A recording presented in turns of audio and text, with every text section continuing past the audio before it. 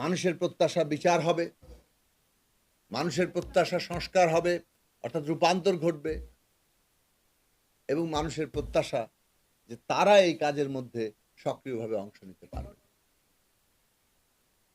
আমরা শুরু থেকে একটা কথা বলেছি যে বিচারের ব্যাপারে মানুষ দৃশ্যমান অগ্রগতি দেখতে চায়।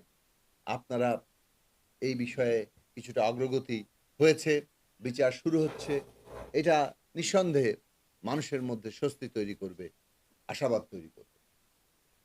সংস্কারের ক্ষেত্রেও আপনাদের উদ্যোগগুলো নিয়ে আমরা কথা বলেছি। আমরা প্রস্তাব করেছিলাম যে এখানে বিভিন্ন বিষয়ে কমিশন করা হোক, সকলের মতামত নেওয়া হোক এবং আলোচনাযোগ্য বিষয়গুলোকে প্রস্তাব আকারে হাজির করা হোক, এবং তারপরে সকলের মধ্যে মতামত নিয়ে যেসব প্রশ্নে আমরা ঐক্যমত্য হব সেগুলো এক জায়গায় করা হোক, যেগুলো প্রশ্নের দ্বিমত থাকবে সেগুলো আলাদা করা।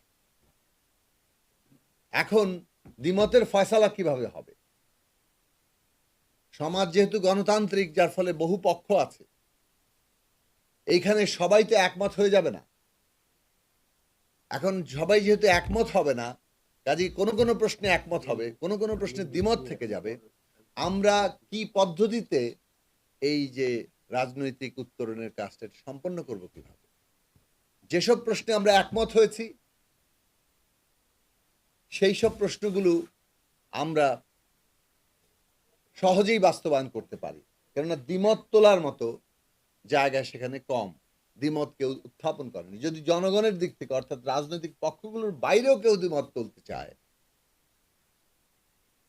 তখন সেই দ্বিমতের মীমাংসা নির্বাচনের মধ্যে দিয়ে হবে, অথবা রাজনৈতিক দলগুলোর মধ্যে যে দ্বিমত আছে সেই দ্বিমতেরও মীমাংসা নির্বাচনের মধ্যে দিয়ে হবে। যখন একটা নির্বাচন থাকে না, যখন একটা রাজনৈতিক সংগ্রামে সরাসরি শক্তি প্রয়োগের বাস্তবতা থাকে না, তখন রাজনৈতিক দলগুলোই কিন্তু জনমতের প্রতিফলন ঘটায়, তার প্রতিনিধিত্বকে নিশ্চিত করে।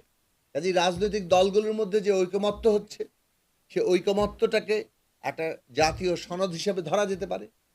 দ্বিমতগুলো নিয়ে আমরা নির্বাচনে যেতে পারি।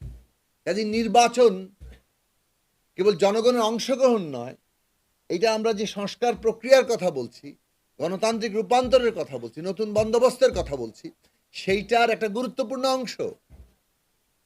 কিন্তু আমরা শুরু থেকেই দেখলাম হঠাৎ করে যেন নির্বাচন আর সংস্কারকে একটা মুখোমুখি দাঁড় করানো হলো, এমনকি বিচারকেও প্রায় মুখোমুখি দাঁড় করানোর চেষ্টা করা হলো। এই যে বিচার, সংস্কার, নির্বাচন, এটা পরস্পর সম্পর্কিত, ঘনিষ্ঠভাবে সম্পর্কিত, একটা ছাড়া আরেকটা আসলে তার লক্ষ্য অর্জন করতে পারে না। এই প্রশ্নটাকে গুরুত্বের সাথে বিবেচনা না করার ফল হচ্ছে আজকে ঐক্যের মধ্যে ফাটল ধরছে, আজকে আস্থার মধ্যে একটা বিরাট সংকট সৃষ্টি হচ্ছে, এবং সরকারের সাথে রাজনৈতিক দলগুলোর, এমনকি রাষ্ট্রীয় প্রতিষ্ঠানের মধ্যেও একটা দূরত্ব, অনাস্থার জায়গা আমরা দেখতে